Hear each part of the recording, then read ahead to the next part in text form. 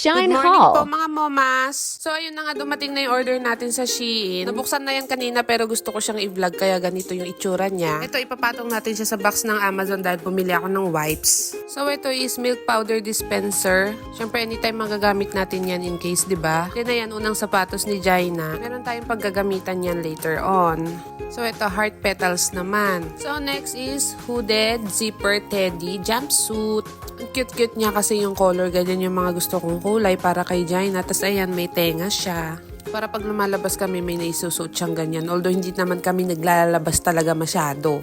Then ito din, ang cute ng towel na to, hooded din siya, pero mas malaki siya. Magiging comfy dito si Jaina kapag nilalabas ko siya sa ofuro. Then ito po is sensory teeter.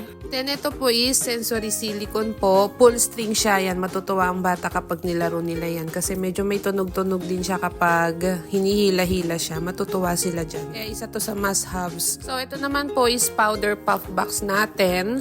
Siyempre, uso to sa Pilipinas, di ba? Meron din naman dito kaso mahal. Mas mura sa Shein. Kaya dito natin siya binili. Yan. Puff, puff, puff, puff. Binili na natin itong mga products na to dahil 30% off po sila sa Shein. Next is nose tweezer po. Siyempre, pag medyo matigas na yung kulangot ni baby, hindi na natin makukuha ng aspirator, right? Kaya yan, kailangan din natin yan. So, ito po is mitten teeter gloves po. Nauuso din siya ngayon. Ang cute-cute niya. Madali siyang mahahawakan ni baby, kaya matutuwa tayo dyan. Unbreakable carton tail cloth book po. Ang ganda talaga niya. Tapos medyo maingay siya kapag hinawak-hawakan siya. Pwede rin siyang kain-kainin ng bata. Nalalabhan din siya. Wooden and silicone po siya.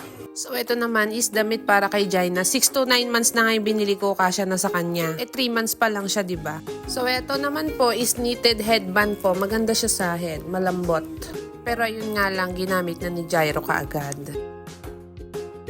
So, dahil lagi tayo naghihilamos sa umaga at gabi, ito ang magandang gamitin, wristband and headband, para hindi magtulo-tulo dun sa sink. So, ayun nga, dahil winter dito, lagi tayo naka-long sleeve, kaya gagamit tayo niyan palagi.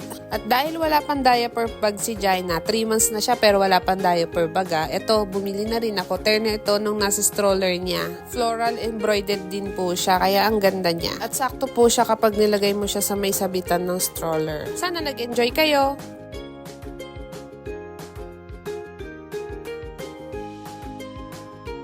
So, ito pa pala, para hindi nakakainip magbabad, diba? So, habang nag-unbox tayo ng mga items dito, nanonood naman sila. So, ayun lang. Thank you for watching!